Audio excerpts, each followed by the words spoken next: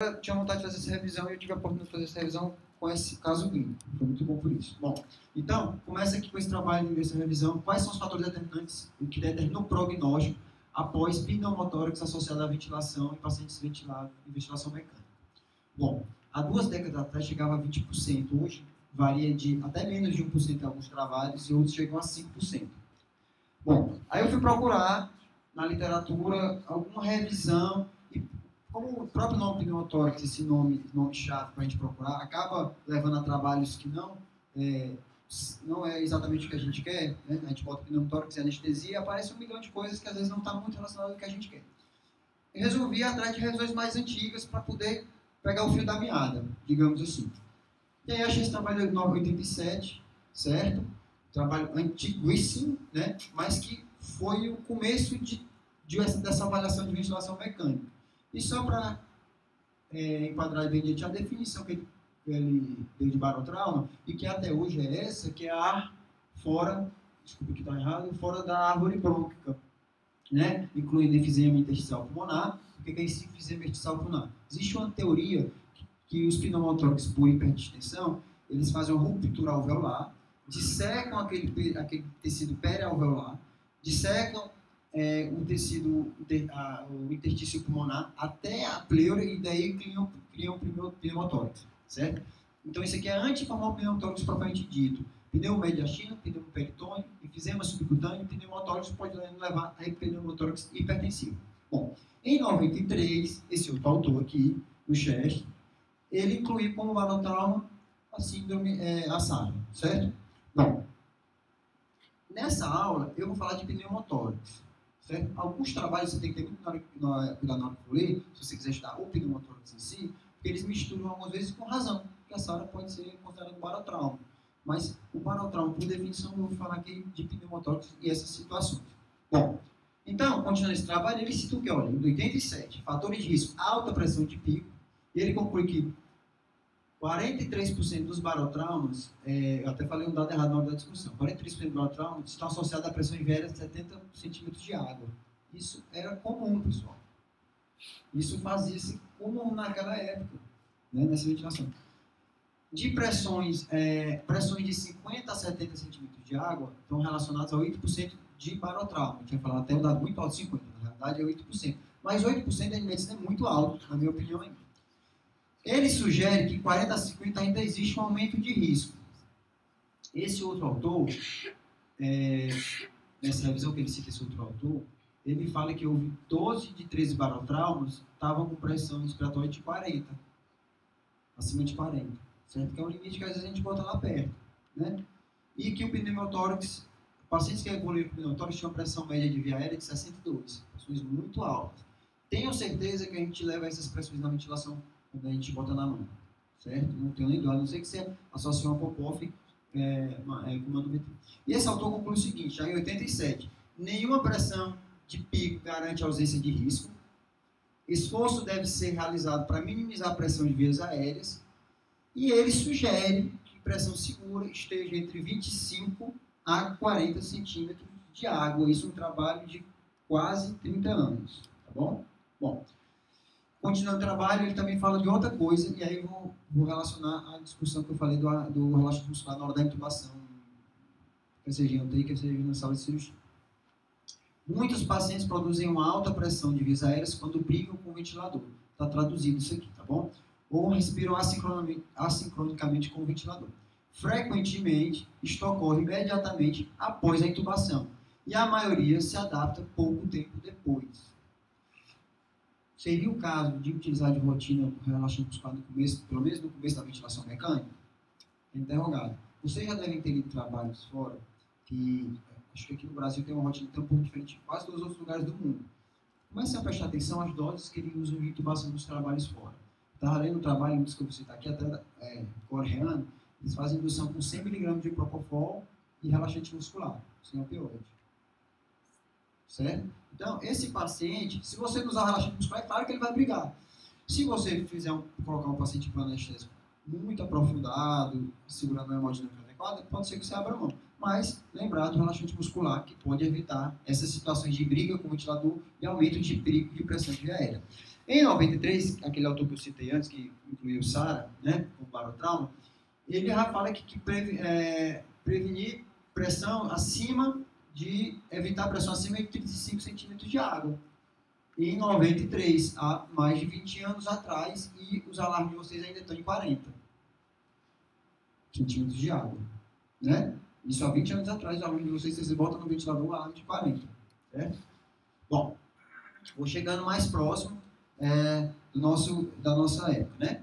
Então, essa revisão aqui do Intensive Care Medicine de 2002 cita esse trabalho de baixo. Eu botei porque eu não achei esse trabalho na íntegra, eu queria ter colocado esse trabalho na íntegra de baixo, né? Na verdade, eu queria chamar a atenção para esse trabalho, que ele comparou dois grupos. Olha só o que ele comparou.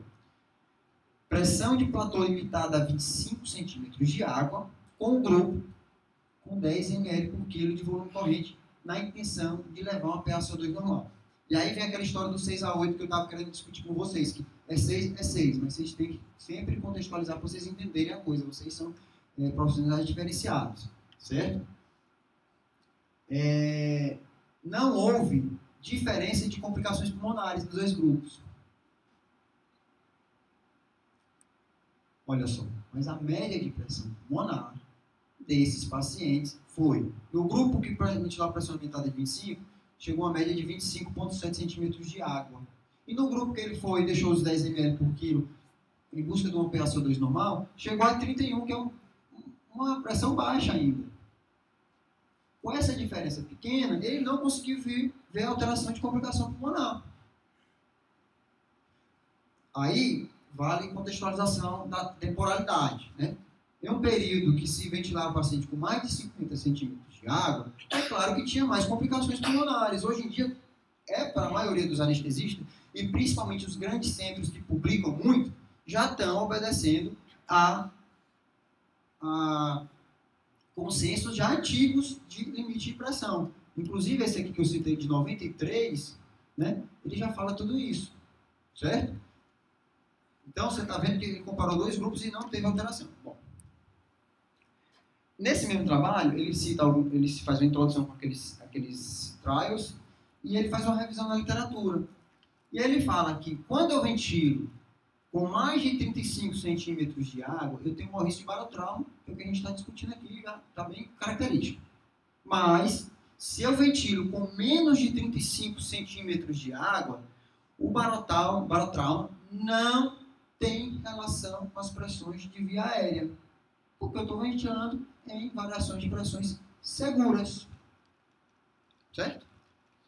Bom, já em 2004, no mesmo jornal, ele pergunta, barotrauma durante ventilação mecânica, por que a gente não vê mais? E aí entra nisso que eu estou falando para vocês. Por que a gente não vê mais? Porque a gente está ventilando com pressões seguras.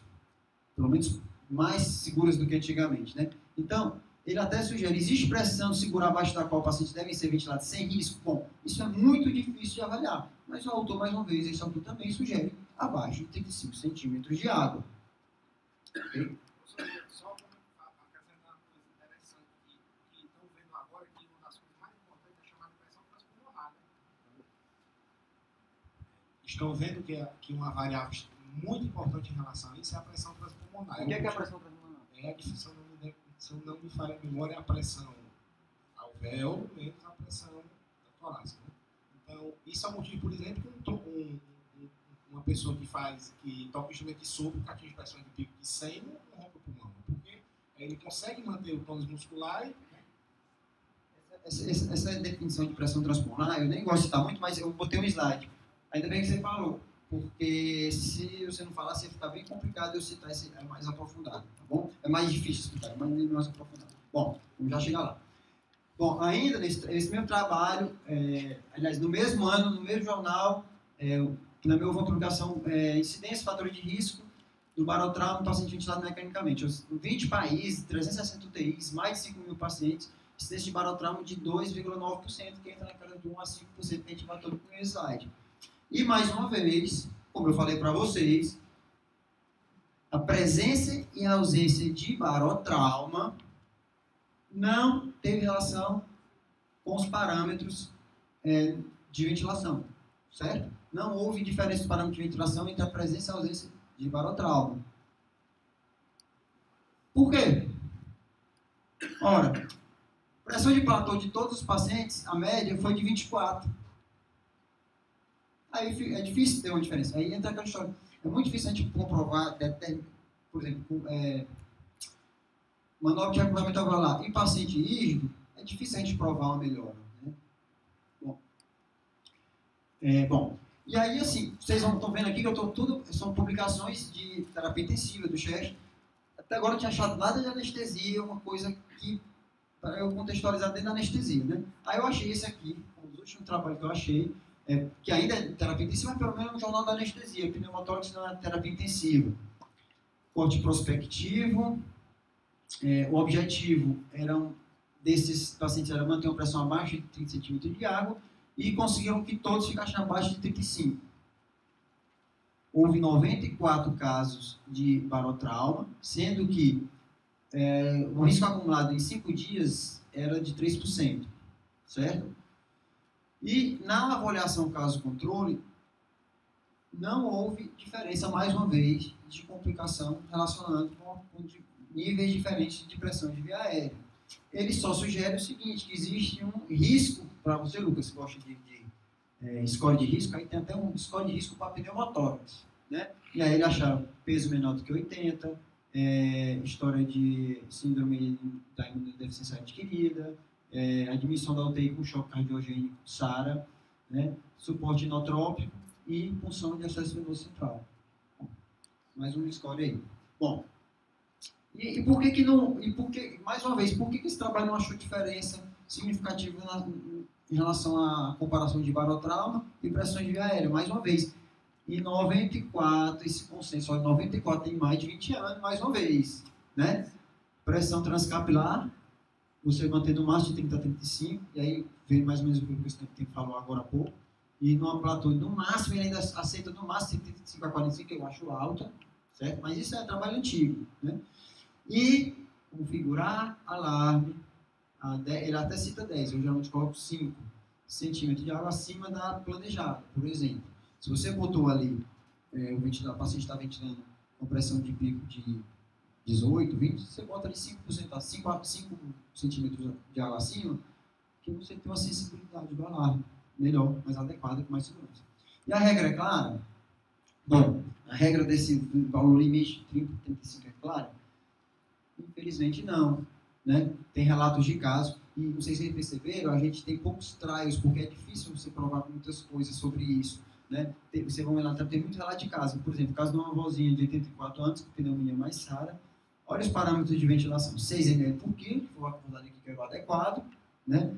Um FO2 de 100%, PIP de 22, mais uma pressão de pico de 30, uma PIP alta. O paciente fez um grande pneumotórax. Só para citar para vocês que a regra também não é clara. A gente tem que ter índice de suspeição e muito cuidado.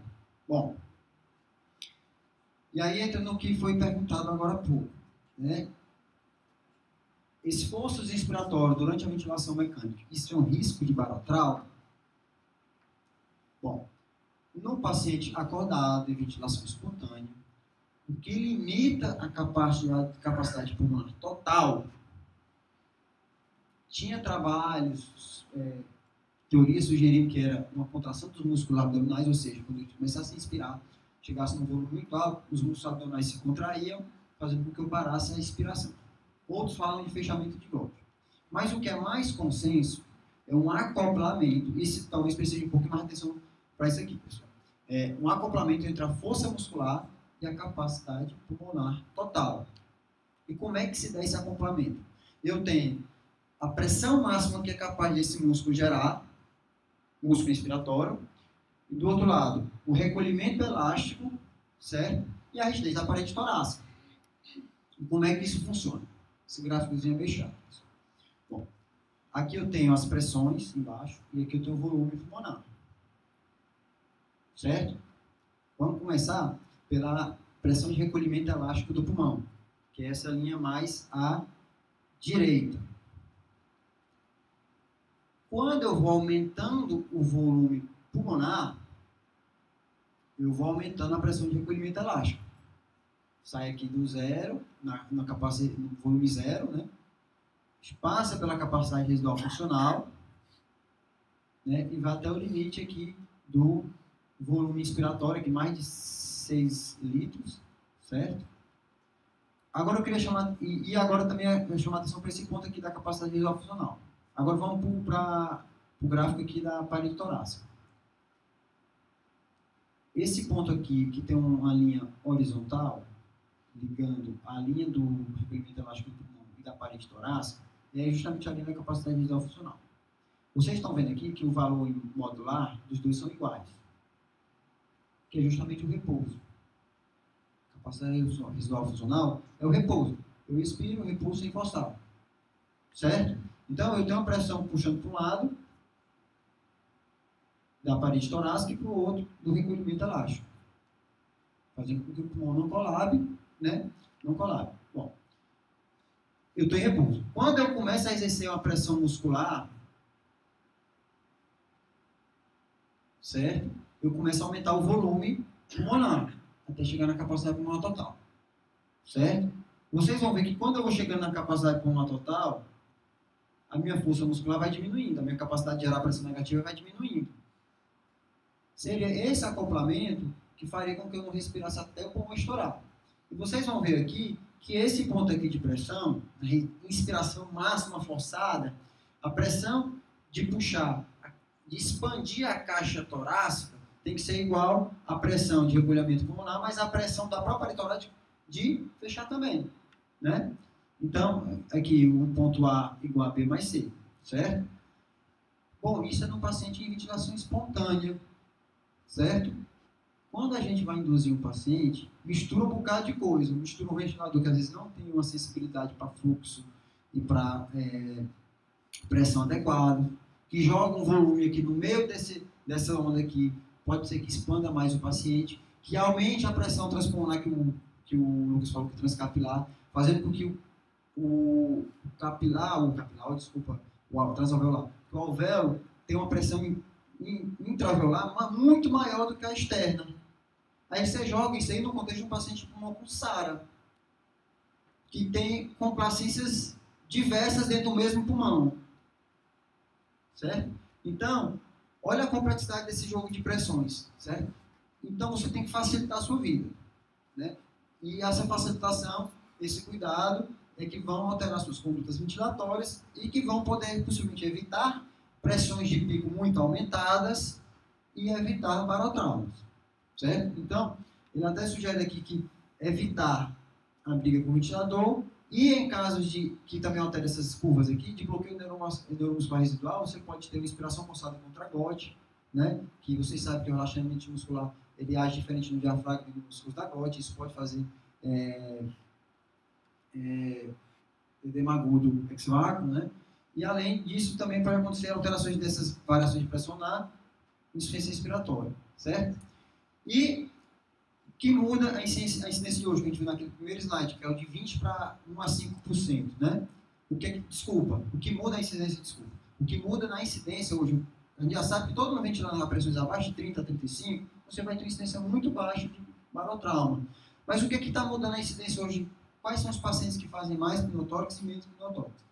Isso, na verdade, foi um achado, né, que eu vi nesse trabalho também de 2004, que ele fala que os fatores de risco hoje são o seguinte: além daquele score, pacientes com asma, com doença intersticial pulmonar e SARA, são mais acometidos de barotrauma, e o barotrauma leva a aumento da prevalência de UTI e mortalidade.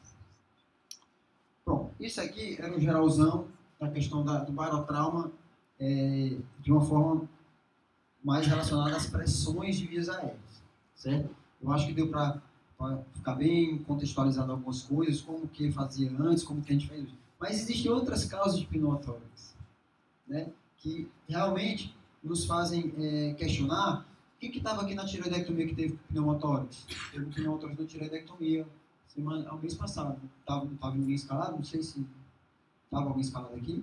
Acho que o mês passado. Bom, teve na tireoidectomia teve um pneumotórax. Segundo, Desculpa, foi no ICC. Acho que foi no ICC, não foi? Não, foi no tireoide? Foi semana passada. Alguém me falou desse caso. Na tireoidectomia que evoluiu com pneumotórax.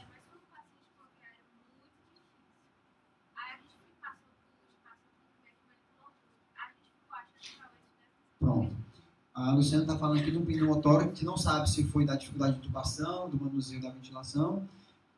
Fica a dúvida, né? Assim como no meu caso. E aí vocês vão ver alguns relatos de caso agora, rápido, certo? Bom, esse autor sugere que tem 4 tipos de causa de pneumotórax: ruptura alveolar, que a gente já falou, ruptura da pleura mediastinal, ruptura periférica alveolo-pleural e lesão apenas da paritorácica. Isso aqui nem entra muito nesses critérios, mas olha só o que eu achei aqui. Na revista Brasileira de Anestesia.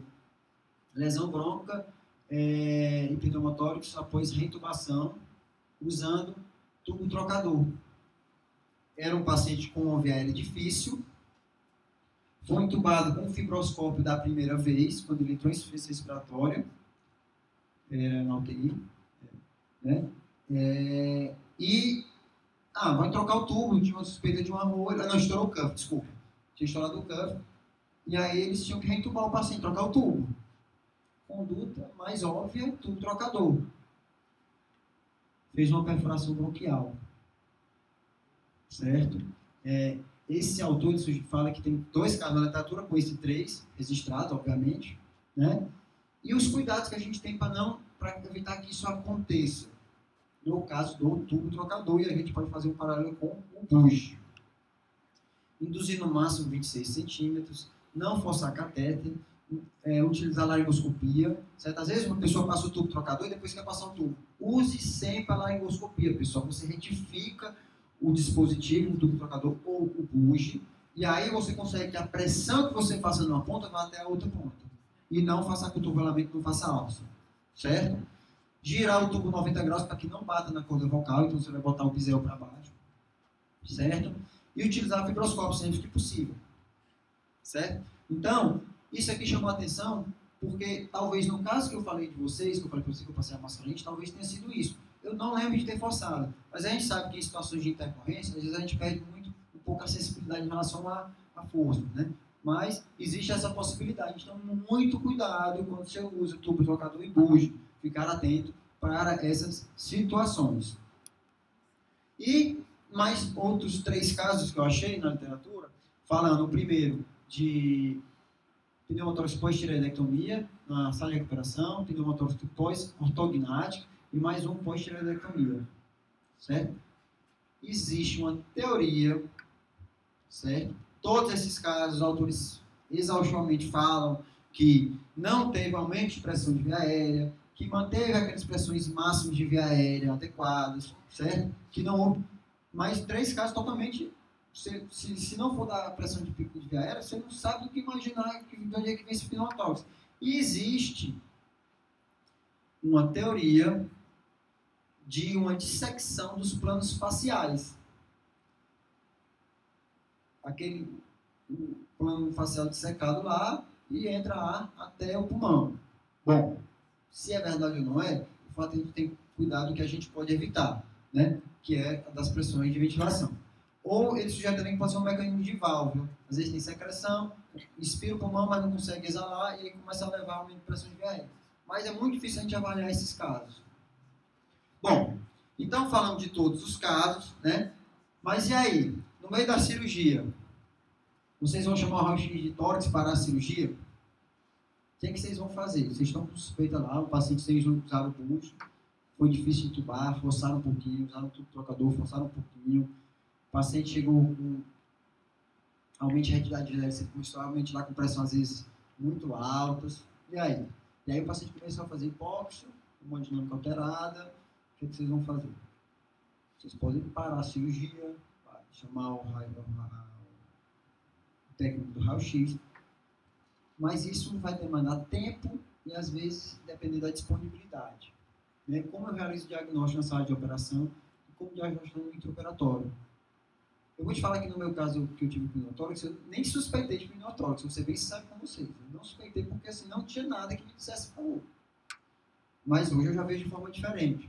Né? Esse trabalho aqui, o pessoal gostou desse trabalho, em 2008, ele fala de pneumotórax traumático oculto. Como assim?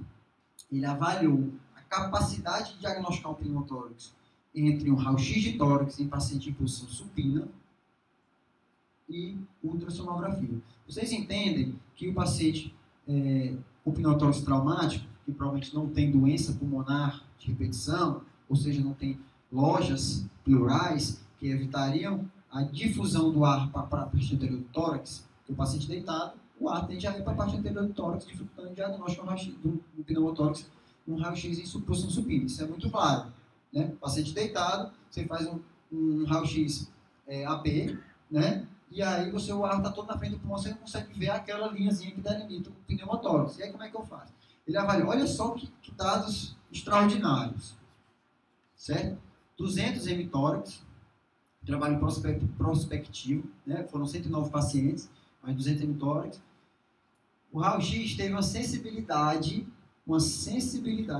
de apenas 52%, sendo que muitos desses pacientes iam para ventilação mecânica. E aí entraram na mesma história do nosso paciente aqui que estava em ventilação mecânica, com pneumotórax e não passaram dele de tórax logo, deixaram o cateter 20, né? Certo? Está certo com especificidade 100%. Apesar de que muitas vezes a gente tem a escápula faz um falso positivo, né? Às vezes a linha da escápula que ele foi esperante considerar, às vezes pensei que tem um tórax sem ter, mas não foi o caso. O ultrassom levou uma sensibilidade de 92%. Teve um falso positivo que levou uma especificidade de 99%. Certo? Bom,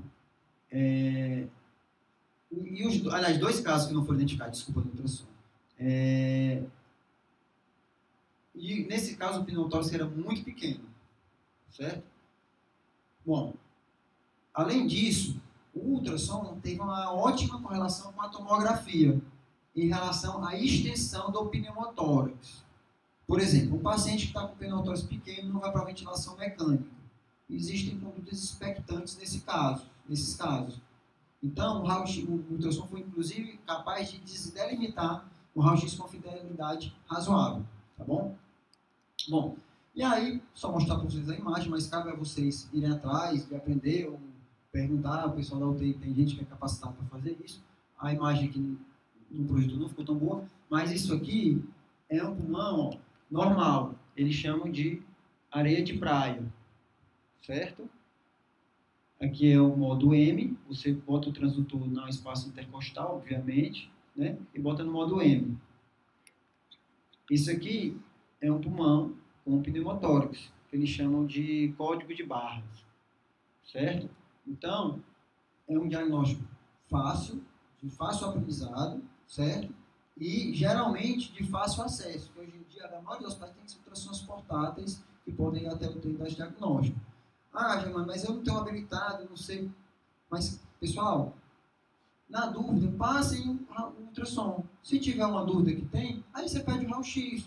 Você vai ter mais rápido o ultrassom, às vezes, do que um técnico vir com o material e tudo mais, você antecipa o paciente, certo? Então, isso aqui, eu acho que, como eu sou assim, adepto do ultrassom, todos os usos possíveis e imagináveis, isso é um uso fácil, tenho certeza, já tive a oportunidade de usar para corroborar o diagnóstico da tomografia, eu estava querendo treinar, tinha um paciente com pneumotórax, eu fui dar uma olhada, é muito fácil de ver, certo?